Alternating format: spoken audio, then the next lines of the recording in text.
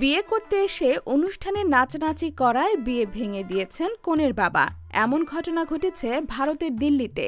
ভারতীয় সংবাদ মাধ্যম এনডিটিভির প্রতিবেদনে একথা জানানো হয়। ওই প্রতিবেদনে বলা হয়েছে, তখন সবে সন্ধ্যা নেমেছে।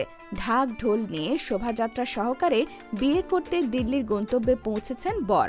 চারিদিকে উচ্ছ্বাস উন্মাদনা, শুরু হয়েছে নাচানাচি। বর ও কনেপক্ষের সকলে নাচানাচিতে মেতে ওঠেন। কিছুক্ষণের মধ্যে বরকেও সকলে নাচতে অনুরোধ করেন। নাচের লোভ সামলাতে পারেননি বর। সে সময়ে হঠাৎ বেজে ওঠে চলিকা পিছে ক্যা হে গান। বড় তালে তাল মিলিয়ে নাচতে থাকেন।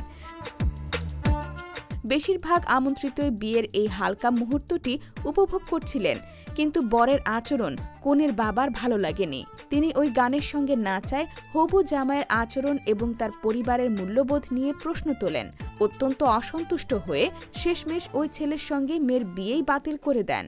এরপরই কান্নায় ভেঙে পড়েন কনে। কাঁদতে কাঁদতেই বিয়ের আসর ছেড়ে চলে যান। হবু বর কনের বাবার সঙ্গে কথা বলে বিষয়টি যে নিছক মজার তা বোঝানোর চেষ্টা করলেও ব্যর্থ হন।